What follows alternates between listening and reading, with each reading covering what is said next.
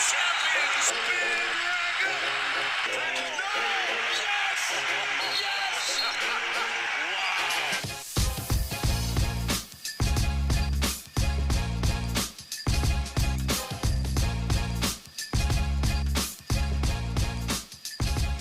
Hello, everyone, and welcome back. It's the Full 40 with Chris, Willie, and Trevor, part of the Nova Insider Network, brought to you by Home Field Apparel. Back for the second episode of the season. We're live for real again, and we're here to talk a number of different things. We got a couple different topics to cover. Obviously, the secret scrimmage is the title of the episode, so we're going to focus a little bit on some of the brand new news that we've heard around the secret scrimmages, one that we just played against Penn State and one apparently upcoming versus Duke. We will be talking about a couple other things. We'll be talking about the players. We'll be talking about just a couple little bit more expansion on the discussion around expectations for the season. We got a schedule. Schedule, right? And some other things and news and notes that we've been hearing as through the grapevine as the season starts to materialize here. But first, we do need to talk about our sponsor, Home Field Apparel. So first things first, they're the good brand. I'm wearing a little Home Field stuff right now. So it's 2 for 2 in terms of full 40 episodes with wearing the Home Field Apparel stuff. I love their stuff. It's very comfortable, like retro logos. You can see this one's got kind of the old cat with the for the blue and the white on there as well. So definitely love everything they're bringing to the table. And use the code FULL40 on your first purchase. So just create a new email, and you'll get 15% off your first purchase. I would imagine that we'll be seeing some new gear from Home Field as well. So any ideas that you have, let us know, and we'll be sure to talk to the good people at Home Field with any ideas that you may have. So I'm still banging the table for the vest. Don't worry, I am speaking for the Villanova faithful. We will get a Home Field vest if it's the last thing I do. So I'll bang the table for you all for all the time. The Wine and Cheese crowd doesn't sit silently by to not have a Home Field Apparel vest on demand. It will happen. We will make it happen. That is my solemn promise. Awesome. All right. So the new kind of off the press news that we've heard is that we just played a secret scrimmage a couple days ago. Friday. I don't know exactly which day. Thursday, Friday, it was whatever. A secret. We don't really know when it happened, just that it was a secret and that it did happen. Allegedly. So recently we allegedly played Penn State. The word on the street is that we won, whatever that means. I don't actually know how these secret scrimmages actually transpire, because I can help you out there a little bit. So from what we've seen in the past in writing is that they play 5 10-minute quarters, or they do different situational, okay, there's 2 minutes left in the game, go win the game kind of thing. It's not like they're playing a game or they're playing a full 20-minute half. It's broken up by 5 to 10 minute increments, and then the stop, and then they tally up all the box scores at the end. That's why you're seeing, Justin Moore had 60 against UNC a couple years ago, or Phil Booth, whoever it was, but that's kind of how they get the breakdown and why you're seeing absurd numbers reported on these. And what they'll do also is they'll also do a lot of to Trevor, to your point, of situational stuff. So it'll be not just there's 2 minutes left, but it's for this stent, we're only playing zone defense. Right. And so it's something that at Nova, we're not going to be playing zone defense for 10 minutes at a time. If we are, something's very wrong with the team. But they'll do that just to work on that. So you'll have moments where it's maybe there's a bit of a comeback, but really that's not how they're playing. So it is it's a bit disjointed, but we get the box scores. And I think everyone loves being able to see just, now we saw Villanova won 100 to 85 or whatever the score may have been throughout that time period. The box score is nice for us as the fans, but obviously for Penn State, for Nova, for anyone who's participating in a secret scrimmage, it's much more about the ins and outs and refining that against at another team. At this stage, they've been working out for 3-4 months at this stage, maybe with a break here and there, just kind of playing against each other and playing in pickup runs. So it's a good chance to kind of get out there and face another high major team. Yeah. So, but apparently we bested them, whatever that may look like. That's the official or the not official, because it's secret, word on the street. I've definitely viewed Villanova as Fort Knox in the past. With other schools, you'll sometimes see media members actually tweeting out like information about the secret scrimmage, like Or videos. Yeah, like straight up videos. I think there was recently, I think like the Georgetown guy, Epps, whatever he was, Yeah. they just dropped that he scored like 46 in a scrimmage, which like, it's like, okay, what does that say about the rest of the team? And But, again, like, what does that even like, mean? I remember one year Phil Booth dropped 1,000,000 points in a secret scrimmage. Yeah, and again, that's like the reporting and the numbers on this is like you can barely take this for more than the blue and white scrimmage. Like the only thing that's different is that the team doesn't know the plays you're running. But again, like Willie said, it's situational basketball. It's not a real environment at all. Yeah. And all we have are rumors from rumors. So glad Speaking of we rumors, maybe won. Yeah. Yeah. Speaking of rumors, we have heard I was there's been events, there's been donor events, there's been other events, whatever, grapevine stuff, posting on message boards. Like you get like a slow drip of information out about players, what people are saying about things, whatever. Candidly, I'll just note a couple things that I've kind of heard, but either through the scrimmages or through kind of what I've been, what the streets are saying, so to speak, out there. But like, one thing that I have heard like pretty unanimously is that Tyler Burton appears to be the real deal. Now that doesn't really come as a shock given his stature in the A-10 and his seniority and his experience playing college basketball and how good he's been over the years at Richmond. But you never know how that's going to translate onto like the Big East level. You really just don't. But apparently what I've heard is that he's the real deal. I've heard the same thing about TJ Bamba. That it's legit, that Bamba and Burton are both like absolutely legit. So I'm excited about that. Willie's going to lead a whole segment on player previews, but that's definitely something I'm pumped about. Before we get into previews, I just want everyone to know I am staking my claim. Tyler Burton is my guy. I watched him like 3 years ago at Richmond. I've been watching him for the last 3 years. I was excited that we got him. That is my guy.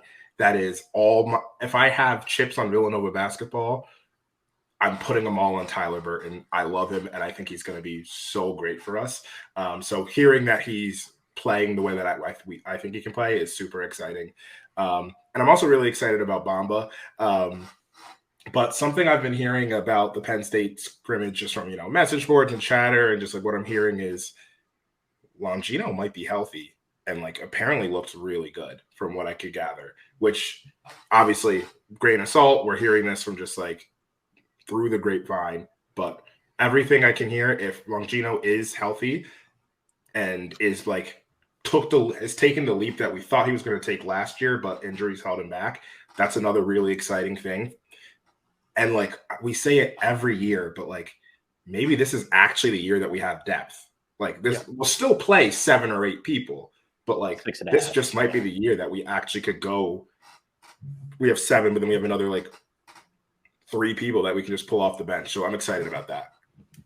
I will make a note. Sorry, I'm trying to catch a fly. I will make a note that I think I got him. I will make a note that one thing I did see when I was at an event the other day was, and the players were there, all of the guys look more trim than maybe even I was expecting. Not that I thought that Shaq leaving was going to result in like a big major step back, because we brought in a guy who was essentially like a Shaq disciple, so to speak. So I expected that to kind of hold, largely speaking. And a lot of these guys have long pedigree in college, so they kind of know the workout routine. Not a lot of freshmen on the team who kind of need to learn how to do this type of stuff. So these guys kind of get it.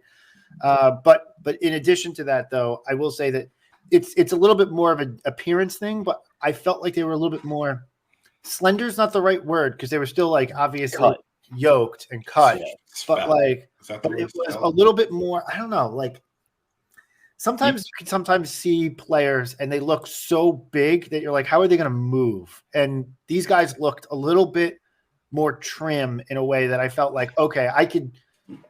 It's see it looking at a guy in a suit, right? Like, so you're not getting a whole lot here. We're trying to pull straws and pull needles from the haystack, but I feel like they look a little bit bouncier.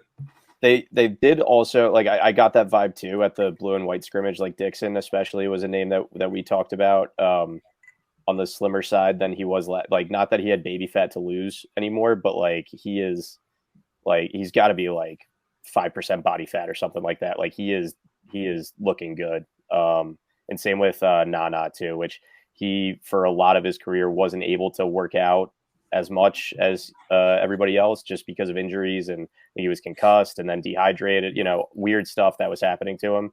But they both definitely looked, again, slim isn't the right word, but cut, I guess we'll say.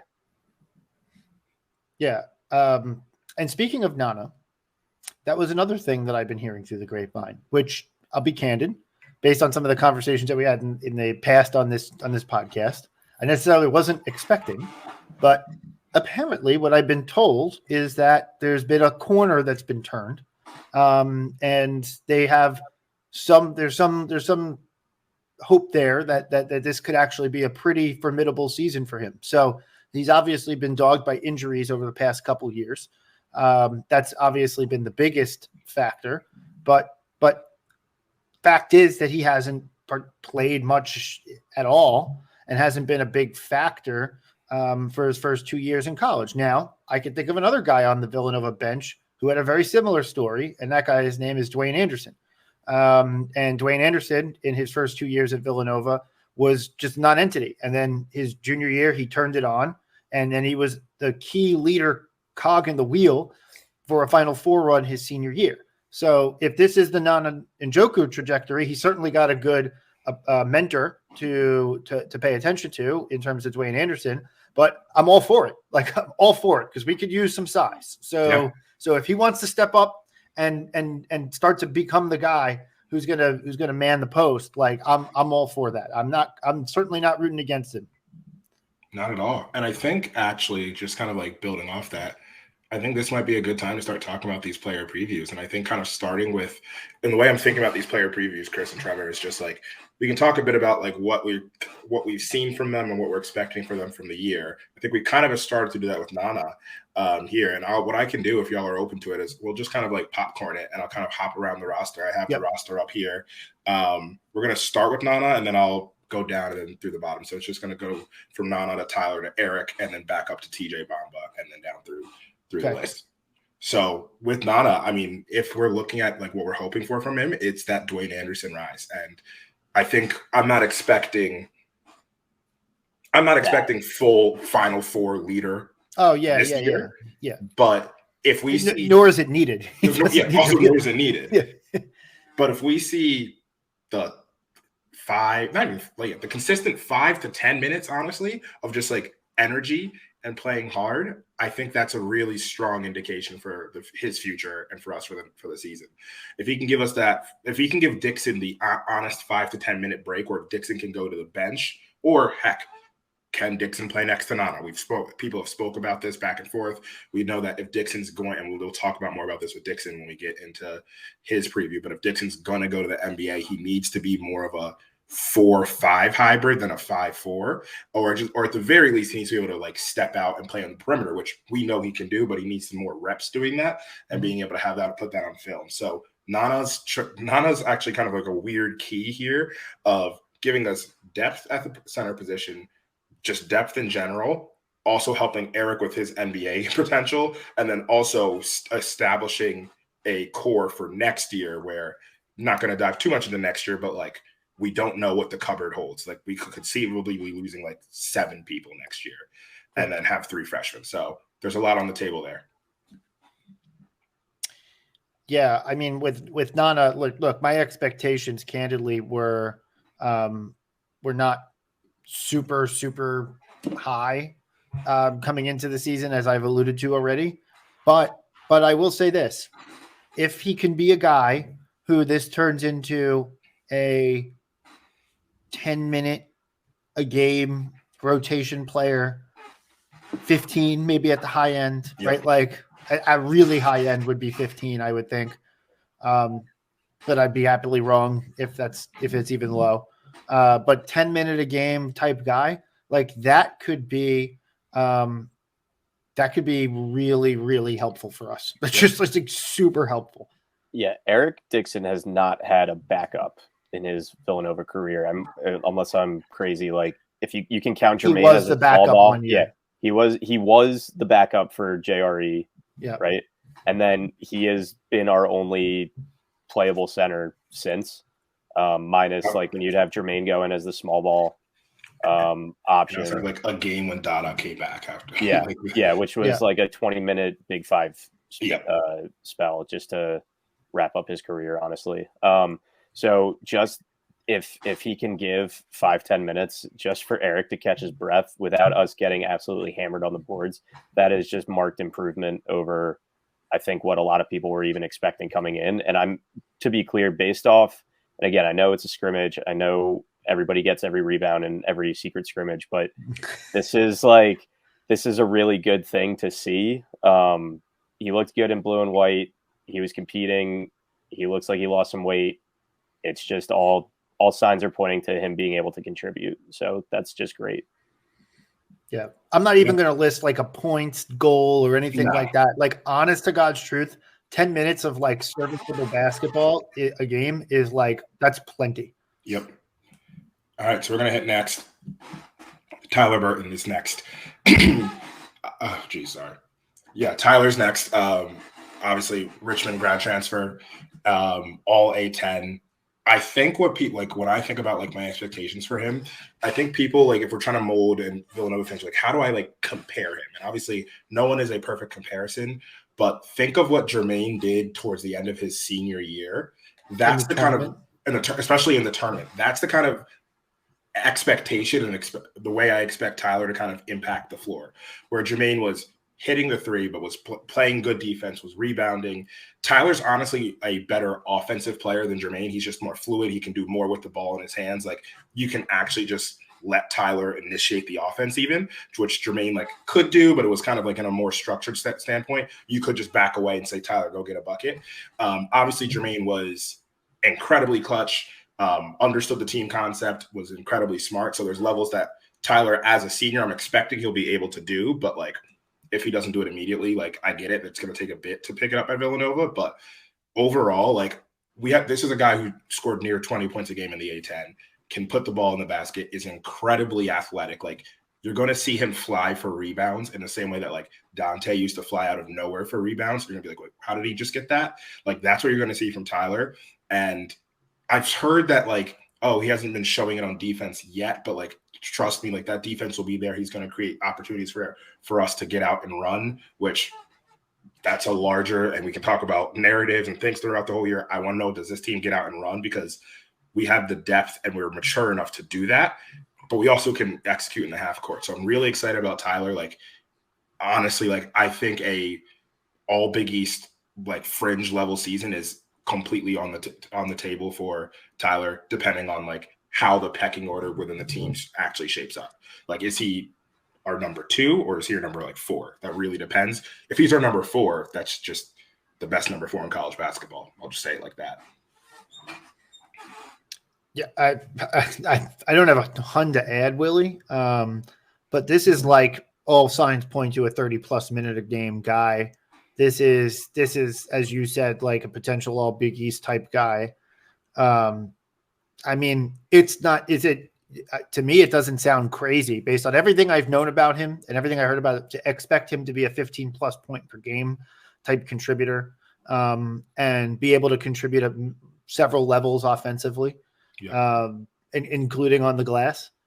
So, I mean, is it a crazy thing to say that that Burton could be like a 16-7 type player? I don't think so. I think that like maybe 16 is a bit high, but like I don't think it's that like wild of a take to say that he could do that. Like, and to your point, he's going to be playing 30 minutes a game. So, like, I love that. Like, if we're going to go in the path, I think we're going to go the upper end of things. It's probably 16-7. Maybe it's 14-7. Maybe it's 13-7, whatever it looks like.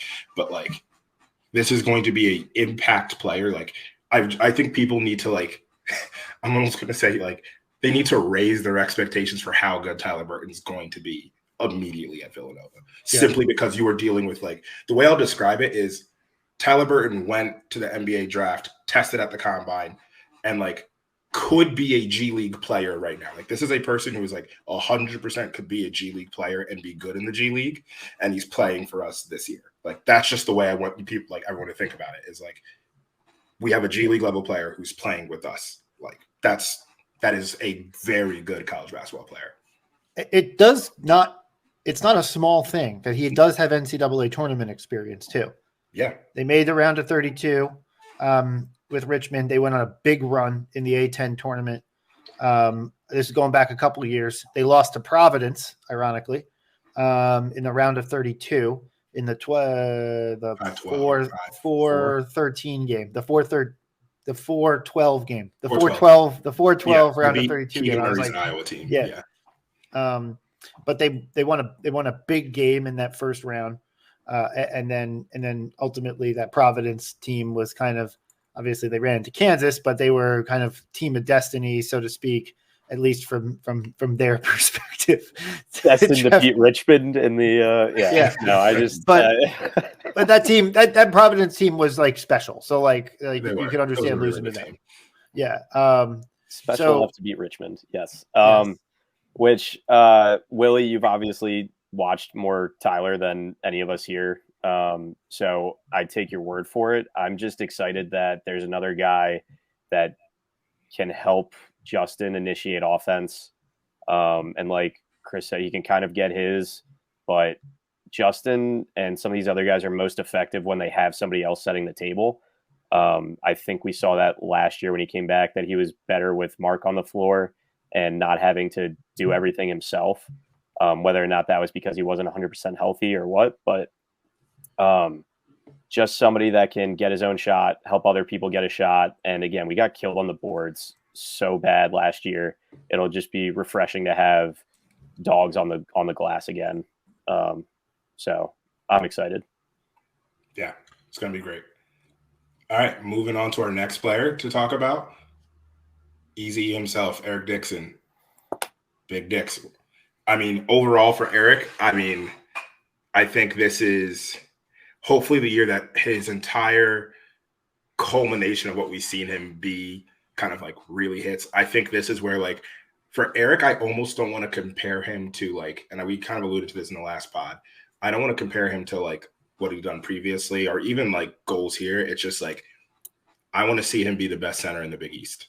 Like, that's just what it is. Regardless of if it's the top of the draft boards or like if he wins Big East Player of the Year, I know and I expect when Eric's on the floor this season, especially facing one of the other big 3 or 4 centers, however you want to break them down across the Big East, that we're going to see Eric Dixon play his number 1 game.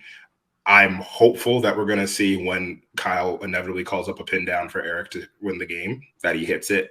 And like, yeah, I'm going to let y'all take the floor on Eric, but like, I think this is a year for, like, we saw last year Eric kind of have to be, especially when Justin wasn't here, the go-to guy. It was Eric's team. It was very apparent. And then I think there was a level of like growth he had to go through. Like, holy crap, like they are looking to me every single time I need to create. And like that took a little bit. He doesn't have to do that anymore. There are so many horses on this team. I'm looking for him to be more efficient, more decisive, and just like way more lethal this year. Yeah. So I was always one to call him Fixin with 2 C's. As we said before, I don't think I can call him that anymore. He's just like we said, he looks a little different. He's definitely lost some more weight, but like you said, his skills are like, he is designed to embarrass those other 3 top candidates for like Big East Center of the Year. Not that that's an award, but you know what I mean? Like, he is designed to embarrass those guys, and he's done it before several times. he's only gotten better. Obviously, they've had their chance to improve also, but the way that he steps out and spreads the floor when he has his shot going, it's just going to be a long night for those guys. They cannot stay out, and if they do, he's going to find someone. He's a great passer, and he has other guys on this team that are going to be on the floor with him to finish plays. And that's probably the most exciting part about this. Like we said last year, it was kind of like, right, if you shut down Eric, everything else kind of stalled, unless Cam had it going or or Caleb.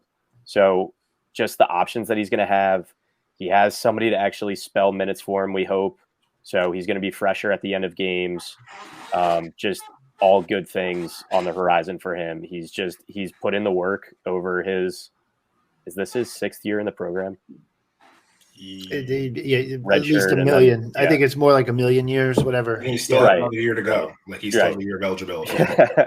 Yeah, so he has put the work in. He's been there with battling JRE, his redshirt year, backing up JRE a little bit, and it's just those reps are all going to come full circle, I think, and I'm just really excited for the season he's going to have individually and as a part of the team. Yeah, I'm going to throw in like a couple things that like I want to see from Dixon this year. I echo all the excitement. Like I actually kind of didn't think we were going to get him back. Like I think it's just like an absolute blessing to have him. And so he's been nothing but a model citizen his entire time at Villanova, and he's been absolutely fantastic on the court. There's a few things that I do want to point out that I think I'd like to see from him. One, look, we know that the Creighton game is like the high end, so to speak, that he had this past year. Mm-hmm. And he was absolutely phenomenal in that game. And obviously you can't look to have that be the norm, so to speak. But the efficiency in that game, the way he was utilized in that game, so it's a little bit of a coaching point there, right? Like all of those different factors that played into how he performed. So like whether he's going to get like 30 and 8 or whatever the numbers were that he had that game, that was absolutely absurd. But like I can't expect that to happen every game by any stretch of the imagination. But those types of shots, those types of looks, that type of creation that he did, where he had the defense on their skates the entire game. Like he was shooting the rock when they were questioning if he was going to shoot, and then he was up faking when they would come out on him, and he would dot and he would slash a little bit, whatever. That's the kind of thing that I want to see a little bit more consistently. It's a coaching concept, but it's also a Dixon concept in terms of Dixon's level of aggression. But in addition to that, I also want to see him. I want to see him be a little bit more. One thing that Jeremiah Robinson Earl had, and he's come up a couple times, so that's why I'm bringing him up. He had like a certain nose for the ball on the glass, and not that Dixon's a bad rebounder for his size, but he does get out rebounded sometimes, and I think that's I don't know if it's going to work through boxing out because he's plenty strong. So it's not a matter of his effort or whatever. I think it's more of just like another year of playing college basketball. He should have a better nose for the ball. And I think we're going to see that. Like towards the end of his career, Jermaine Samuels was like, he was always good on the glass, but like he was especially good down the stretch. And I'd like to see Eric kind of morph into that a little bit. And then the only other thing is, because he is a little slimmer, I want to see if there's a little bit more bounce there. Like, he doesn't dunk a ton. So, like, it would be nice to see him throw the rock down a little bit more when he gets that opportunity. So, I would like to see that a little bit more. And I think that's probably connected for lack of a better term, the lack of bounce in the rebounding, because we're comparing him to JRE. Like, JRE was, even though JRE isn't like an elite athlete, he was very bouncy and like was really good at getting rebounds. And like Eric is much more of an area rebounder where he'll clear out, but he's a great box out because he's so strong. But like, he can get, like, if you can out jump him, you're going to get the rebound. If you're equal strength, whatever. So I definitely think there's definitely obviously room to improve there as well. But I'm curious. I think there might be a connection between him slimming down and hopefully becoming 5% more bouncy and the rebounding as well. Cool. Well, we're heading back up to the top now. And we're talking about the guy from the Bronx, not Kyle Neptune, TJ Bamba. Bamba, man. In terms of expectations for TJ Bamba, like TJ Bamba he's such a unique player where I think essentially for the season we could see him play anywhere between the 1 and the 3, or heck, the 1 and the 4 for us. Obviously, the way we play basketball, I'm expecting we're going to see him more on the wings at the 2 and the 3. He's incredibly strong. He's a good 3-point shooter. He has a good handle. He's kind of like, I don't want to like undersell this or oversell this, but like when I think about TJ Bamba and the expectation, I think of him and Justin Moore as like honestly really interchangeable. Not in the way of like Justin Moore obviously knows the program, has been here for 5 years, is incredible, but like they play similar enough that I think you could see TJ Bamba do a lot of the stuff we see Justin do, because the large question that people will have about Justin, the same thing, it's like, is Justin really a point guard? He's more of a combo guard who just happens to be our lead. And now, like, that's why there's a lot of pressure on Mark to take a step forward. But I like, honestly, like TJ and Justin, I feel like are going to be such a disgusting 1-2 combo, or 2, whatever you want to call it. I think TJ Bamba, and this is another one I'm going to raise the ceiling for this. Like, I think we should be expecting a lot from TJ Bamba as well. And when I say expecting a lot, I don't mean like All-American, but I mean like we should expect like a high level of play from the jump for him, because once again, these aren't touted freshmen that are coming in. Like when we had Cam coming in, like Cam is an elite athlete. We can already see he's like kind of figuring it out in the NBA in the open space of it. But like college basketball is just frankly different than the NBA. Like there's a level of like going from high school to going to college basketball where the game's moving faster, but it's also more condensed. And you're not the number one athlete anymore, to where like when you're a high school player, you could be a little bit confusing. We're not going to deal with that hurdle from Bamba, with that hurdle from Burton or any of these transfers, because they've done it before. Bamba was an all Pac-12 honorable mention player. Like he's already been there in a really good conference, the Conference of Champions, according to Bill Walton. So like we've seen this. He's going to do that. He like, once again, another player who I think is probably a little step behind Burton in terms of like the NBA preparedness, but like went to the draft and like could have gone to the like entered to the draft and like probably gotten a G League spot, at least gotten a camp invite. Like another NBA fringe level player who is on this team. So I have pretty high expectations of him. He's a little bit bigger than Justin, but I think a Justin Moore type, like seeing him and Justin Moore being like 2 Batmans, I think is a really good like expectation. He is also a defensive savant, right? Like that's kind of his reputation coming into this. Is my understanding correct? I don't know if I'd use the word savant, but he definitely gets after it on the defensive end. Like he's dog. He's a dog is a really good word to put it for it. Draymond's a defensive savant, but yeah, okay. No, but like there was a defensive element to the yes, completely. Yeah. I think that's kind of my biggest thing. Not to say that I'm not excited about what he can contribute offensively by any stretch of the imagination. Mm-hmm. But if I'm thinking of Burton as offense forward, right, from a transfer standpoint, I'm thinking of Bamba maybe a little bit more of a defense forward guy. And that's not to say that he can't also put up like 12 and 6. Like it's not the shit on that at all. But more just like this team last year lacked a guy who was a good defender, who understood our defense and also was an offensive contributor and not a liability on offense, right? Like we didn't. So in other words, we missed Justin Moore until, correct. The end of the year. Yeah. Correct. Right. Exactly right. But I still think of Justin as a little bit more, even though Justin's defense is so freaking good, right? Like because of the role he plays and played and will theoretically continue to play, I think of him as a little bit more like offense forward, but just obviously his defense is so good. Like with Bamba, I feel like he has there's so much there. Athletically, I also I said this way back when he committed, but like it's so rare in the portal that you get guys who just feel right from a culture standpoint. Yeah. And like right from the beginning, he felt like, wow, this guy's a culture fit. I remember like going through and like gawking over the quotes and like everything that he wanted to do to commit to Villanova. He was the first one. So like it was still in a time he was signing up and getting close to commit when we didn't know who the hell was going to be on this team next year.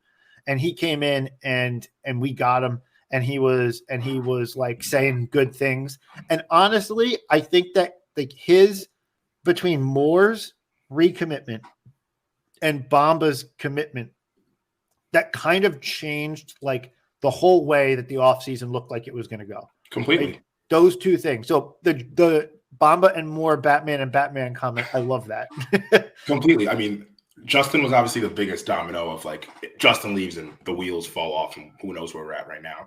But then Bamba was the point of like, because I believe Bamba was also the first one to commit from a transfer standpoint. Yeah. That was that one was like, all right, well, we have some juice in the portal. Like we can do this. And then obviously we've seen how the rest of the portal went. We had the entire just surprise of being involved in the Hunter Dickinson sweepstakes. And then even Burton was a bit of a surprise where like we thought we were done and all that stuff. All that to say, just to get back to the point, like, yeah, I completely agree with your take there. Yeah, the only miss right now, in my opinion, for Bamba is that he and Justin didn't swap jerseys, so we don't have a Bamba number 5, which would have been chef's kiss for me. But I had to look back on going into Chris's point about the culture thing and everything. I had to look back because I wasn't sure if it was Bamba or Burton, but it was Bamba who in early June had a workout video of him just doing like jump stops and pump fakes in the lane. I was like, oh yeah, this is Villanova basketball. Yeah, we're fine. So I'm excited for that. Like we said, it's going to be great having competent offense and defense out there at the same time. He seems to get it. He was a big step over the summer for us. And aside from not getting Justin to do the jersey swap with him, I think all things point to a good year. Completely. Next up, the Amarillo assassin, who, for my eyes, it's Brendan Hausen, for people who don't know. Hausen, if we talk about expectations, I'm feeling a little, it might be the high noon, but I'm feeling a little punchy right here. I have a genuine take, just like of Brendan Hausen being a shooter. I said this to my brother, and he's probably listening and going to roll his eyes when I say this. Is Hausen a top 100 shooter in the world right now? Like any basketball, any level. Any level. And I'm not going to say games. Just a pure shooter. Just as a pure shooter. Like if you put someone in a gym and ask them to shoot 500 shots, like is Hausen a top of that? Because he might be. He is one of the best shooters I have ever of basketball. Obviously, just pure shooter. Because once again, he's not moving off screens like Curry or like doing movement like JJ Redick or like Duncan Robinson or anyone. There's levels to the game, but just as a pure, you walk into a gym and you just let someone shoot the basketball. It's beautiful. Like it might be the high noon talking, but I love seeing this man shoot. And if we're looking at expectations for the year, man, it's shoot him up and sleep in the streets. Like, and I don't think he's going to be sleeping in the streets very often for him. I don't know where to go with that. I started hot. Like, when we were going through this whole thing, I was like, I'm going to say this on the pod and I'm going to get a reaction out of it because it's a take, but like he's an incredible shooter. Just to add to that a little bit funny anecdote from the event that I went to the other day. Corey Stokes was there. Corey Fisher was there. Fisher obviously is working with the team now. But I overlapped in school with both of them. And so I was talking, I said hello and whatever. And we were talking about shooting and whatever. We were talking how Hausen came up. And I was like, so what do you think? Like, what do you think, Corey, like Stokes? Like, because Stokes was a great shooter, the Bayonne Bomber, the Amarillo Assassin, right? So like, what do you think? And he's like, come on. He's like, he's good. He's good. No doubt. But like, come on, light work. Like I got this. And I was just like, and like literally in that moment, Fisher like ears perked up and he goes, I don't know, man, this guy's pretty good. it was just one of those moments where, and then Stokes was like, "No, come on, man, what are you talking about? We went to school together, man. How can you be saying that?" But it was a really hilarious little moment there. But truth be told, right, like Hausen is, I mean, those videos are insane of his ability to shoot. And we saw it last year in very light circumstances. His ability to walk on the floor cold after not playing for 25 minutes and pull up and hit his first shot was absolutely fucking outrageous. Yeah. Right? Like, it wasn't even like he was running around for 5 minutes. It would be he would step on the floor. First time he touches the ball. The first time he touches the ball, it's going up and it's nothing but net. Right. Yeah. I could play in golf. Like I could play a hole and hit my driver. And then like 10 minutes later, I have to hit my driver on the next hole. And I fucking don't remember how to play at all. But we have to swing that club. Like he just comes out totally cold after not shooting for like an hour and buries one. So, Willie, it's a take. It's definitely it's a hot take. I know. Like, there's a lot of people who can shoot the basketball. I needed to warm it up. I want the masses to be thinking about it. I wanted people to be. I wanted to warm up a hot take here. But that's my hot take. I'm standing on it. Brendan Hausen, the top 100 shooter in basketball. The best part about that take, though, is that like I can't I'm not going to sit here and name 99 other people. No one can do it. So I'm right. Like, all right. So Steph Curry, Klay Thompson. All right, man. I guess Hausen's next, right? Yeah. So, what do we actually expect, though? Because the biggest issue last year is that he really had a hard time getting on the floor because of his defense. And it's not necessarily an insult to him. He's a freshman. We've seen it before, right? Like he had a hard time getting on the floor because of the defensive issues, right? We're loaded this year. So, like last year, he was the 7th, 8th guy, especially given the injuries. This year, he theoretically, on paper, takes a step back. And that's not an insult. He theoretically takes a step back because we brought in like 4 guys. Justin Moore's healthy the whole year. Like it's challenging, right? Like an Armstrong role has to step up. So like when and how much is Hausen going to see the floor? And I think the question is really going to depend on, can he be a decent enough defender such that his shooting makes him a person who you can't really have him off the floor, especially in key moments when you got to have a 3. Yeah. I think he'll always be able to find his way onto the floor in situations like that, where it's like we at least need him as a diversion to get somebody else a cleaner look. But like you said, we're kind of reloaded this year, and just the fact that it's not as critical that he's on there. This is like with any point guard in the NBA. You just need to be able to hide him in the scheme, and you just need him to not get totally lost on his rotations, which a year in the program, a summer with the team, like I expect him to make that leap. Not a leap, but because he did improve as the year went on, but just the reps that he's had and the time he's had with the program and the system, you would hope that the coaching staff knows, like, okay, we just got to be able to hide him for, a few minutes at a time on defense to really just, if he can get 4 shots up, I have no reason to think he won't make 3 of them. Like, it's just like top 100 in basketball. Like, many people are saying it. I'm seeing a trend. Yeah, I've heard it several times tonight. So, Trevor, that does bring up an interesting point, though, that goes back to coaching, right? Like, like everyone had their frustrations last year with some of the coaching, the rotations, whatever. Like, we don't need to rehash that a little bit, but to rehash it just a little bit is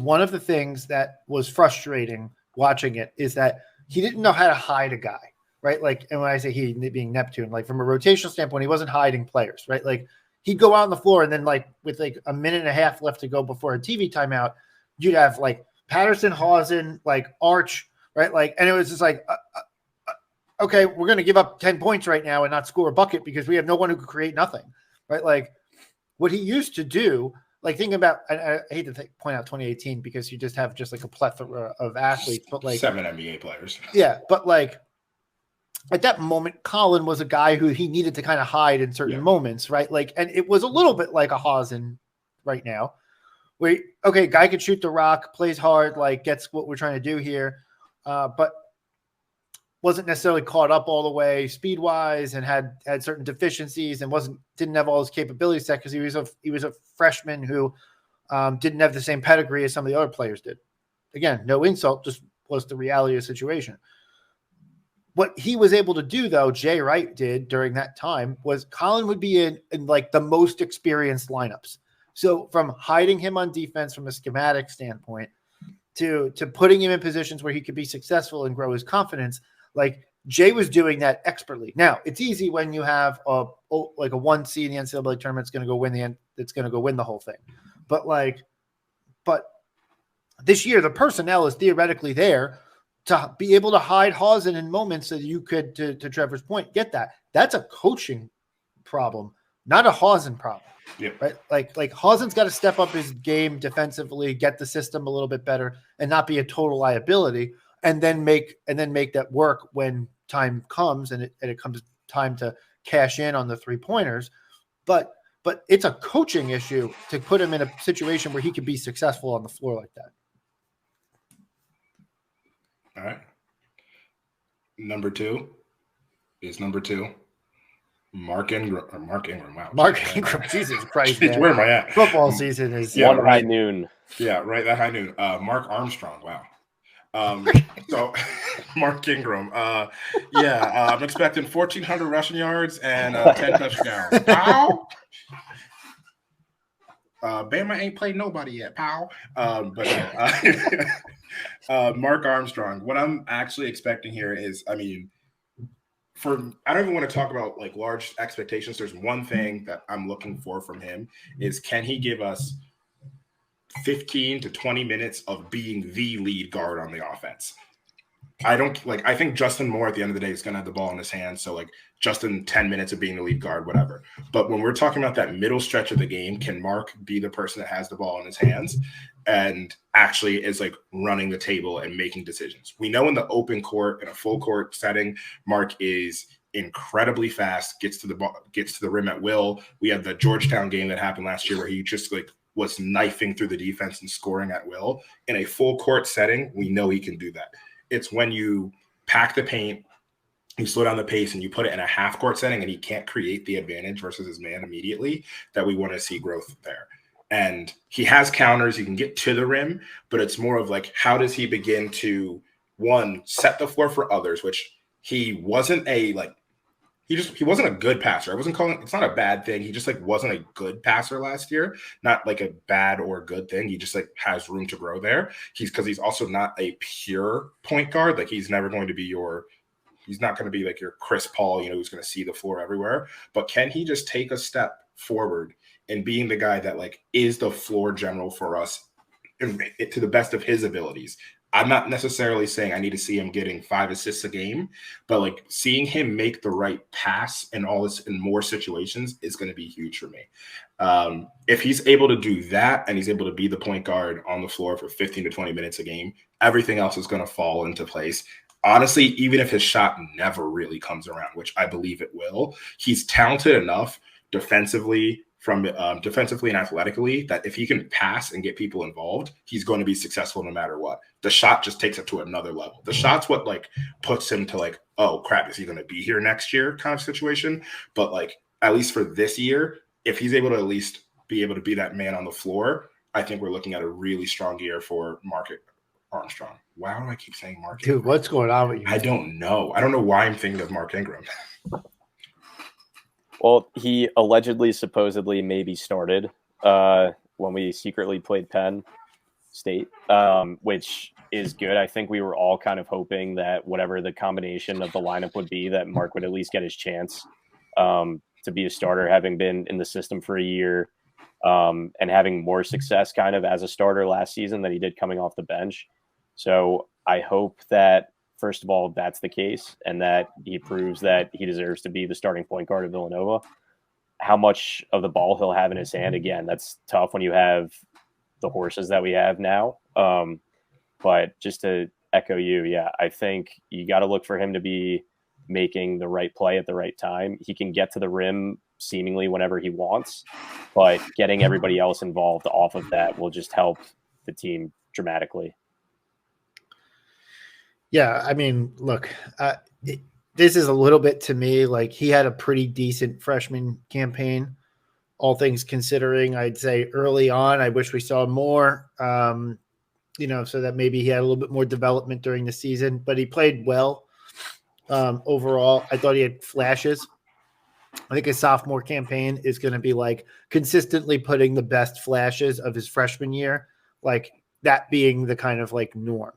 Right. Like, and Willie, Trevor, I totally hear what you're saying in terms of, hey, okay, starting, whatever that looks like. Is he going to be a 6-man? Whatever that role is, I think we can all agree that this is a 25-minute plus per game guy, right? Like in whatever role that looks like, maybe 30 plus minutes, although it's just hard to find. Like if I started saying what my minutes expectations, I won't come up to 200. I'll be at like 250, right? But realistically, he's got to be a guy who's going to be, to Willie's point, like he's got to be lead guy for good chunks of games. Now, at the end of a game, do I expect it to be anybody other than in a tight situation than Moore walking the ball up the court? Like that's going to be the question for Mark. Is actually the best usage rate, the best usage scenario is at the end of the season. Do we want more off ball or on ball? 2 years ago, we made the Final Four. Colin was the guy, but Moore was the one who had the ball in his hands, walking the ball up the floor when we were trying to make a Final Four, right? Like now, Colin got the ball. Colin was the one who made the shot, so to speak, whatever.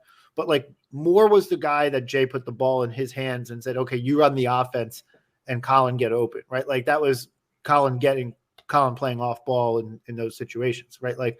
This is where like Ken Mark developed to the point where coming down the stretch of games when it matters, like when we're trying to steal a win away at, I don't know, you name it, UConn, whatever, or Creighton or whatever, and we got to get a big one for the resume so that we can maybe move our way up into a top 4 seed in the NCAA tournament, whatever it may look like. But like, okay, is Mark walking the ball up the floor? Or is initiating the offense, or is it Justin? And if it's Justin, that's absolutely great. But like, can Mark put himself into that situation as a sophomore? My expectation is not necessarily that, but for large chunks of games, if that makes sense. Yeah. I don't want to necessarily put points and rebounds and assists statistics on it. I think it's silly to do that. Like for some guys it is, right? But like. I feel like if Mark's performing to what I expect him to do, I'll know it when I see it. Yeah. Yeah, that's a good call. All right, next up, Trey Patterson. So, injured. Hopefully he gets back and gets healthy soon. I mean, expectations for him as of right now is just like heal up and like maybe he can be a depth piece at the back end of the season, but like there's not really much I have in terms of expectations for him for this year. Like frankly, like maybe we'll see how the season goes. Hopefully he's able to just be a depth piece. A well-known Villanova blogger says his comp. He was going to start. Please bring that up. Oh, Brian jumps in. But a well-known Villanova blogger, has said that his comp is Scottie Pippen. So I guess that's the ceiling here, right? So yeah, I don't want to go too far into that. If you know, you know. That's one of those if you know situations. Look, my expectations for Trey Patterson I don't have expectations for Trey Patterson. Yeah. It's a comment on the injury. That's a comment on what we've seen so far. I thought there were moments that I thought he developed last year with a little bit more playing time. I really wonder who the question marks are going to be in the team. And this is more of a broad conversation than a Trey Patterson conversation of like, who are the guys midway through this season are going to be like, man, this guy needs to get more time. How is he going to fucking develop? Like there's always a couple with Villanova, but that's kind of the question, right? Is like, can he be a guy who could even contribute at all this season? There's an intriguing basketball player in there. It has to be like carved out. Like there were times at the end or during the season last year, I was like, I could see like a defensive stopper role, like kind Scottie of Pippen. like Scottie Pippen, but then like he would get blown by on the perimeter. Oh man. There's just there's an intriguing basketball player in there. I just hope he gets healthy and like so we can start to figure that out next year. But I have, like, to Chris's point, I have pretty much no expectations besides like just take your time, get healthy, and Yeah. I'll be quick with mine. I hope at the very least he can be a leader. He's had surgery on more labrums than I knew the human body had. So I just hope he, like we said, rest up, get healthy. He had flashes last year. I honestly don't expect him to really play this year, which is unfortunate. So, we'll see. So you're thinking more like a Demir Cosby Roundtree. Yeah, I hope that you can follow him as a leader, and we'll see how it goes. I love that. I love that for you, man. I love that expectation for you. Willie, who's next? Chris Arcidiacono is next. Another leader. Okay, I have an expectation. But actually, let me just jump in there. Chris, go for it. I want him to be in a situation this year where he plays to the level of minutes and whatever that is commensurate with his levels of skill and leadership. Like the guy, like, absolutely puts everything into the program, right? Like, so like and he should be playing, he should be playing. He should not be playing more than like an 8th, 9th, 10th guy on the team. If Chris Arcidiacono is your 8th, 9th, 10th guy from like a contribution standpoint all around, you have a really fucking good team. Yeah, that's right? Like that's exactly where he should be, and that's exactly where he needs to be. Like, hey, you could bring an effort guy off the bench who is going to give you decent defensive minutes and can control the ball and not turn the ball over like left and right. Right, like as your 8th, 9th, 10th guy when you're kind of in a depth situation or a foul trouble situation or something like that. Like that's a real asset, like a real like knows your system type of guy who could kind of like as a quarterback is like game manager quarterback type of guy. Like that's exactly what Arch needs to be from a contribution standpoint. And the problem with last year is that he was put in a situation that he was like this third guy, right? Like, and that's just not what he is, and that's fine. And guess what? Like, that's not an insult to him. He's doing everything that he can. He's getting everything out of every ounce of skill that he's got there. Again, it goes back to coaching and development and personnel. And so my expectation for this year is he's not put in a position or situation where candidly fans have to boo the fact that he got put into a game, right? Like that was an embarrassing moment last year for Villanova all around. And I want to avoid that altogether this year. That just has to be just like off the table. Yep. Yeah, I think ideally, like you said, he knows the system. He's not going to get turned around on defense. He's not going to turn the ball over on offense. He's great as, okay, this guy just rolled an ankle or something. We need somebody to go in there and play point guard for 3 minutes while he gets checked and taped up. Like, that's fine. Everything you said, 100%, Chris. There's no reason that we should ever be booing one of our own players entering a game. That makes me angry. We can joke and all we want, but that shouldn't happen. Yeah. Cool. All right, so we're going to bounce on. I know we're looking at Justin Moore here. So as we think about Justin Moore, what are our expectations for J-Mo? All-American. Limitless. Yeah. This is so weird because it's just like, man, I can't believe that we're actually sitting here having this conversation like a year and a half after that horrific thing that we all had to witness. But like, here we are. He played last year, like contributed pretty well overall. And then kind of when he sat out the NIT and the whole, all the rumor mill was going, you're like, oh God, is this guy leaving to go to another college program? Like I would have totally understood if he hit the age point where he said like, hey, time for me to move on. Like it's been a nice college career, but I want to move on to different things. But he stuck it out. He's with us. And now, All-American of one of the teams is not off the table. That's not a crazy thing to say. So Yeah. in what's ostensibly going to be the first or second best conference in the country, he is expected to be a all Big East all conference player. So kind of with that said, like, yeah, like first, second, third team All-American is not a crazy expectation, maybe a little bit out of a reach, but like, it's not a crazy outcome at all. It's not, it's definitely within the one standard, two standard deviations of probability here.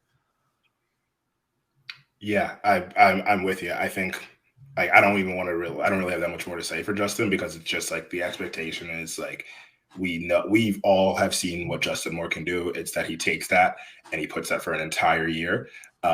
Last year, obviously, the injury took away like what we were hoping to see from it, and I think this is the year where like he's another year older, he's another year stronger, he's wiser. Like this is his team. This is like a chance for Justin Moore. Like if we're talking about expectation, like this is the Justin Moore era. Like this is, I mean, it's an era. It's one year. The legacy year. But yeah, this is the year that when we look back in 5-10 years, you'll be like, that was the Justin Moore year. Like we have the Phil Booth year from 2019. Like this is the Justin Moore year. I expect we see him put his stamp on the team. And like, we know we've already established the tournament's an expectation. Like Justin, let's see how deep we go. Like you have a really good team around you, at least a really old team and a really good team on paper. Like this is it. So like this is the legacy year for him. Yeah. Can he go Carson Edwards a team to the Elite Eight? That'd be pretty cool. That would be sick. Justin, if you're listening, Justin, just maybe do that. Just do that. Yeah. The JMO Eras Tour. I love it. I have nothing more to add to that. Yeah. I can't top that. I think we could make like JMO Eras t-shirts and like actually kind of like make a pretty penny on it. We'll talk about this backstage. Home field. We are not making a t-shirt. Yeah, home field. Home field. All right, home field. Yeah. I forgot. Home field. You need to make this. Yeah. All right. Next person is Jordan Dumont. So redshirt freshman for anyone. This is probably the one player on the team that people like maybe like, wait, who is that? Jordan Dumont is freshman from Quebec. Forward, kind of bound. Yeah, you heard me. Quebec. No. That's not what I was. That's not what I was saying. Like you said the word redshirt. Where did that come from? Yeah. All right. Well, I'm putting my expectation on him. I think he's going to redshirt. Yeah, okay. I said redshirt. That slipped my mind, but redshirt is what I'm thinking about. Like I think he's probably going to redshirt. That's just my expectation. If he's playing fantastic, like I have no issue with the idea of like, I'm not saying we need to redshirt him because of like a lack of skill. I just imagine like there's a lot of players and they'll just want to have him develop and get stronger for a year. But he's a really good shooter, has good positional size. I haven't heard much of anything coming from like the internal program on him, which also leads me to think it's probably a redshirt year. So like Jordan redshirt Dumont is probably where I'm at for him. But like I'm excited about him and then the other three freshmen that we have coming in next year as well.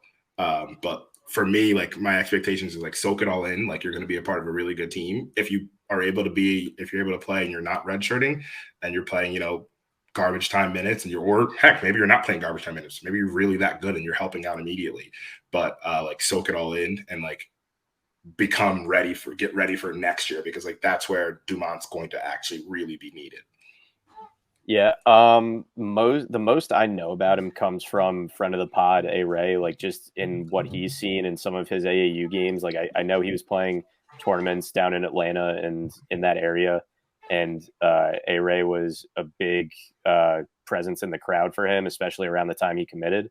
So I've seen great things from that side. But again, like I'm not going to start the rumor that he's going to redshirt because sometimes there are guys like Brandon Slater, like he probably should have redshirted his freshman year, but he didn't want to, so he didn't.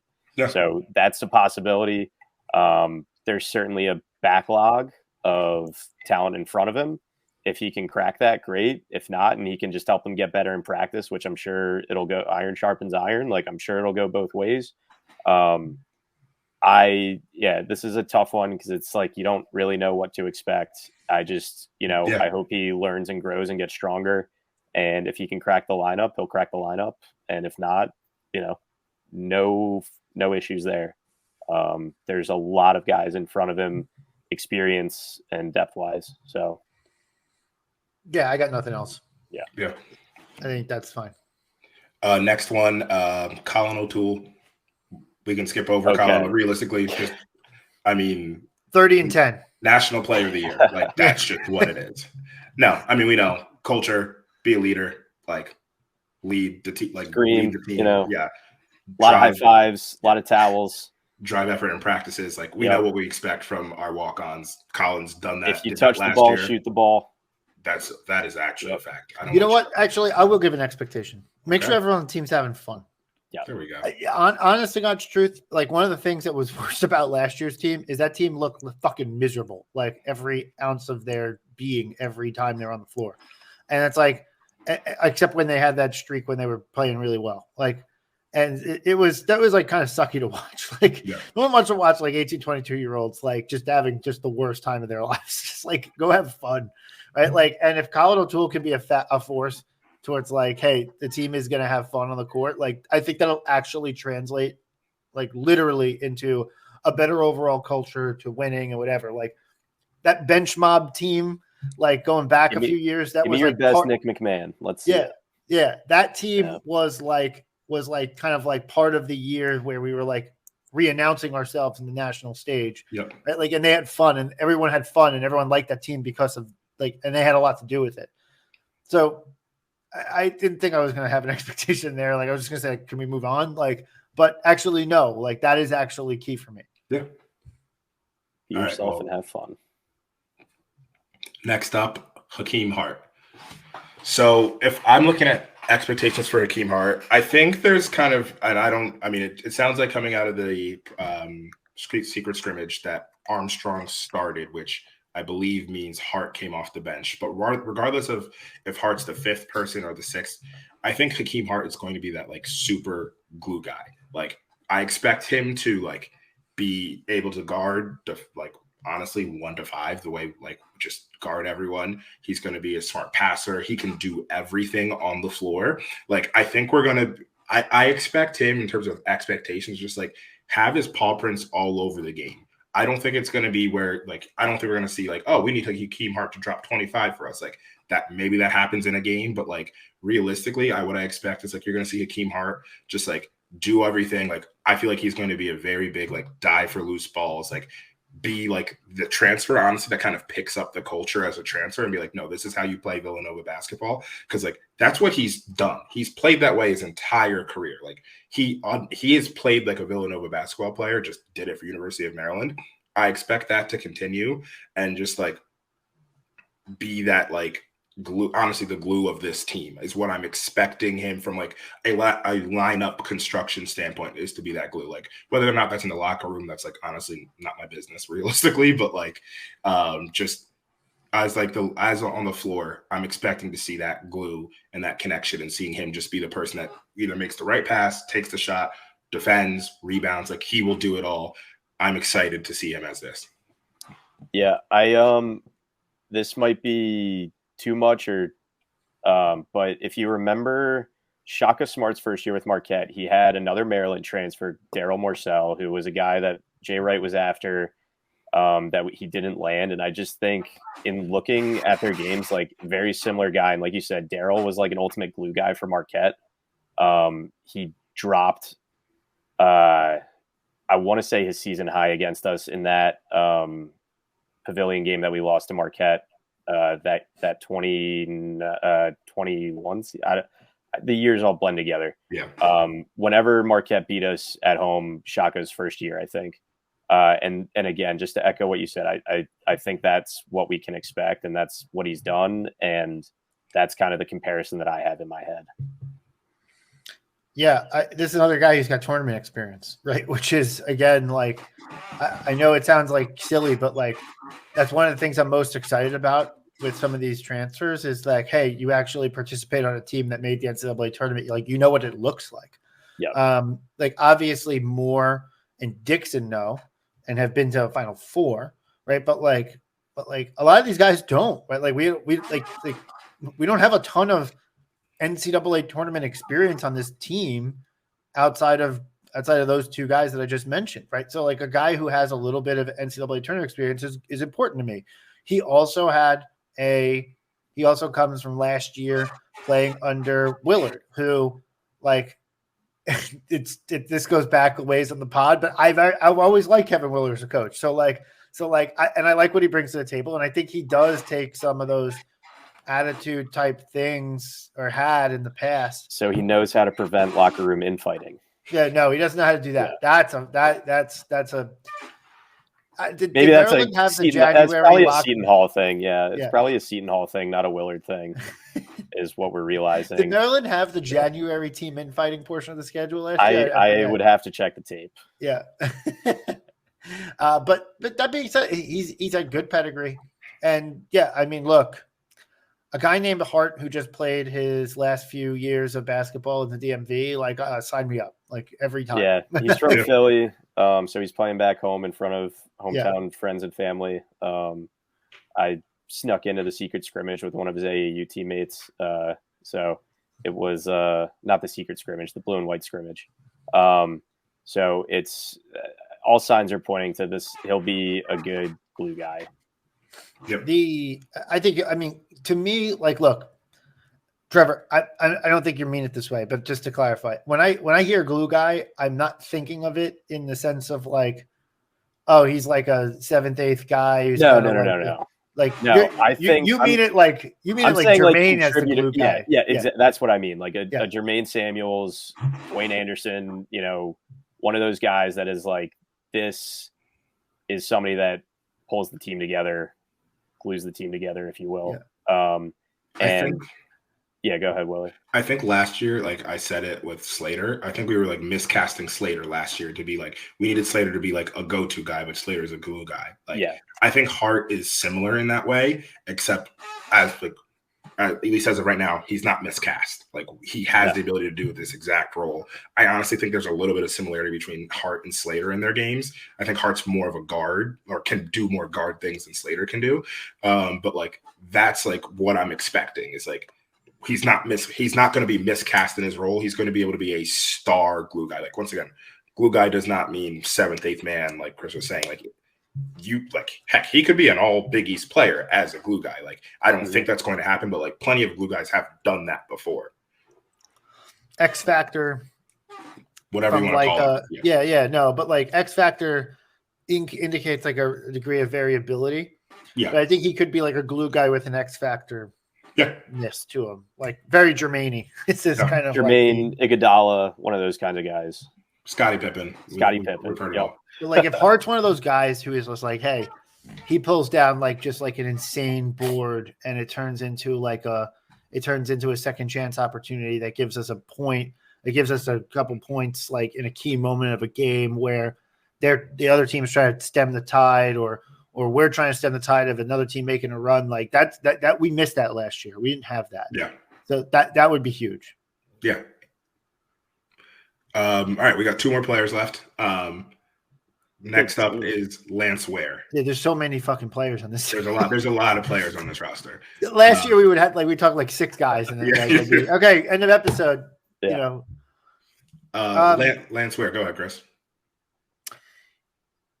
So Lance Ware, I think there's a variety of expectations. Look, he's played at Kentucky for a couple years. Like he wasn't like he definitely wasn't the guy at Kentucky. I think he was looking for a fresh start.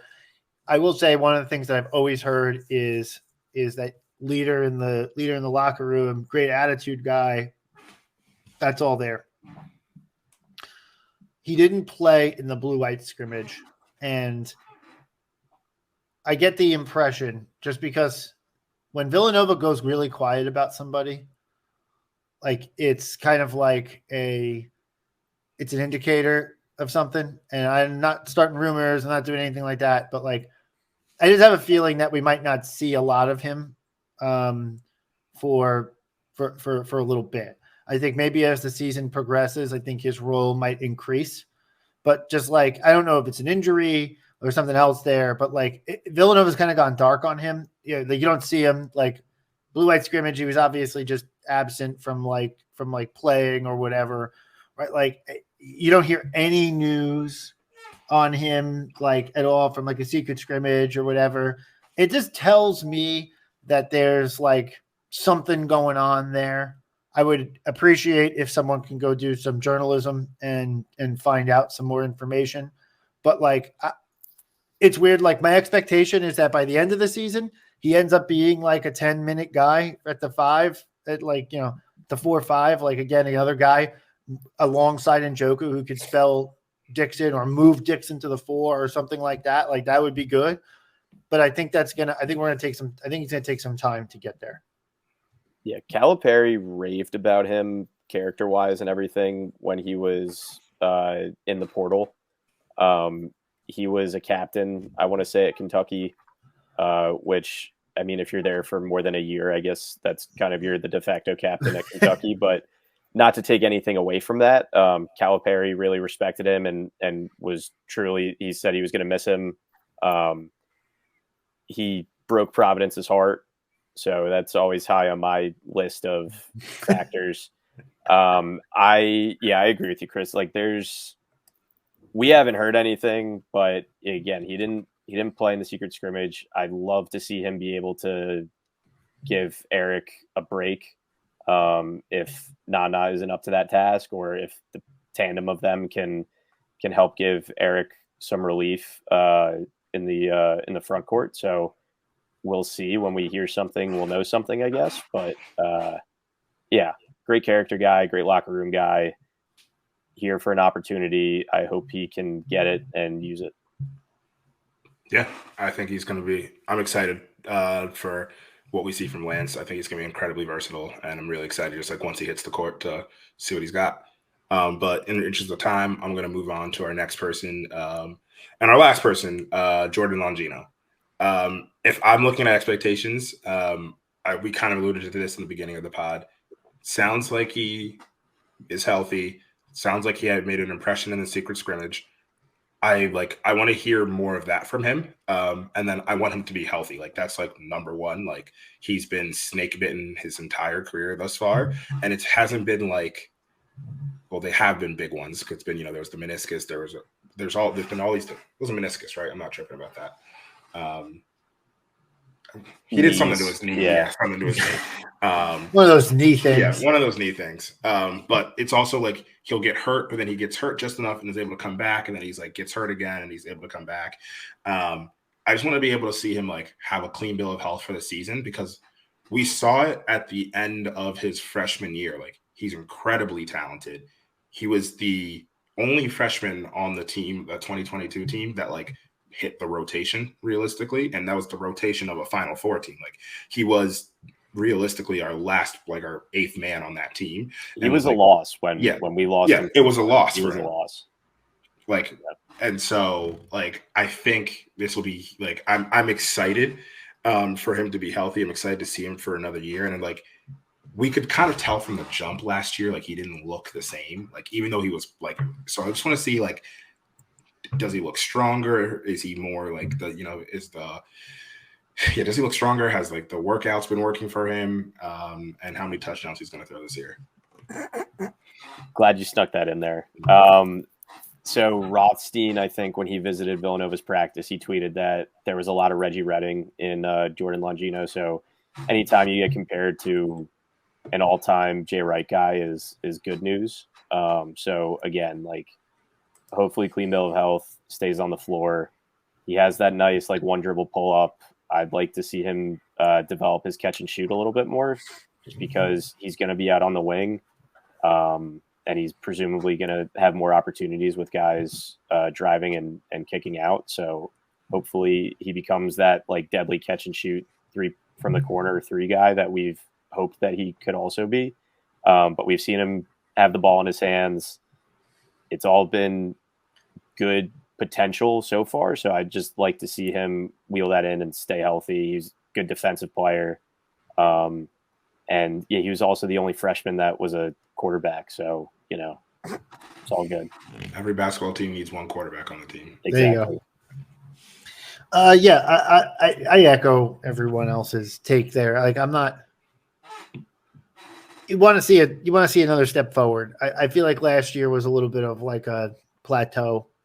So I'd like to see him break out of that a little bit more. I thought his freshman campaign was solid. I thought he had moments last year that I liked what he was doing. Like both times we've lost him, I felt like, damn, that like it wasn't the biggest loss that we've had, but like in terms of an injury, but he was like, it was meaningful. Like he played enough of a role where it was like, man, his absence is like, I can't put my finger on what's going wrong. And then you like, the light bulb goes off in your head, like, oh, fuck, like Longino's not here. Like, that's the problem, right?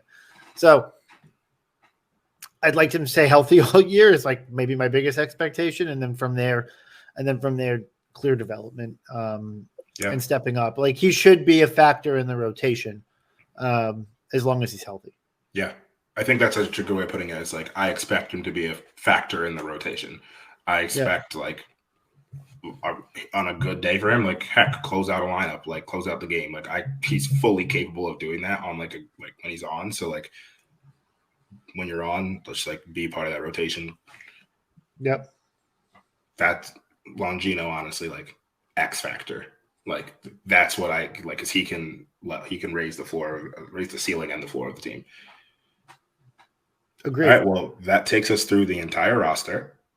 We've hit it all. We've solved Villanova basketball. There it is. Done. National champions, right? And don't even need to tune in this season. Just home field, and we'll see you all in Phoenix. Is it Phoenix this year? It is. Yeah. It's Phoenix. I would love to go. I've never been to Arizona. I'd love to go to Arizona. Like to. Maybe this April. I went to Phoenix once. Yeah, it's cool. If you're listening, Villanova, just do it. Win 4 games in March Madness. It's not that big. Really not that hard. People win 4 games all the time. Like, man. Look, just a couple other things in news and notes. I think I mentioned this early on. Like Duke is our next secret scrimmage. So not so secret scrimmage. That's apparently I don't think it's this week. I think it might be the week after. I think it's like the end of the month. I think it's the end of the month. 28th, yeah. That's what I saw. That's a good tune-up because Duke is apparently like Duke, right? So like, yeah, I mean, Duke is Duke. Good one. Yeah, but they're apparently like top 10. Yeah, no, definitely. It'll be good. Yeah. And I think Duke is a little more loosey-goosey when it comes to their secret scrimmages too. Like they're one of those teams that like takes video and stuff, and that somehow makes it to their fan board. So I look forward to hearing and seeing some of their rumors that spill out from that.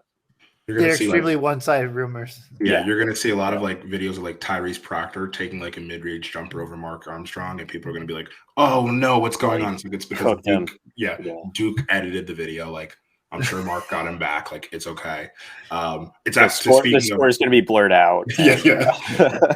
It'll be actually a really good matchup with Kyle Filipowski and Dixon. Also, like, I'm excited to see. I'm just envisioning Willie on Twitter. Like they post a video and then he's in there like writing the community notes like this video is missing content. Right? Just getting like annoyed, like just like this is not the full story. No, so but like look, for me right now, like even beyond the secret scriptures, like no one fucking get hurt. Like 3 weeks. 3 weeks. Watch your hands. Yeah, that's correct. It'd be really cool if we started a season with no injuries. Like I feel like the last few seasons we've always had some. Like someone's gonna break their nose. It just, I don't know who it's gonna be, but someone's going to. Someone's gonna break a hand. Someone's gonna break a nose. Like just. If stop. I had to pick someone. No, we're not doing that. Colin, mask up, buddy. That's right. All right. I think that's all we got. We will be back probably right before or after that Duke scrimmage.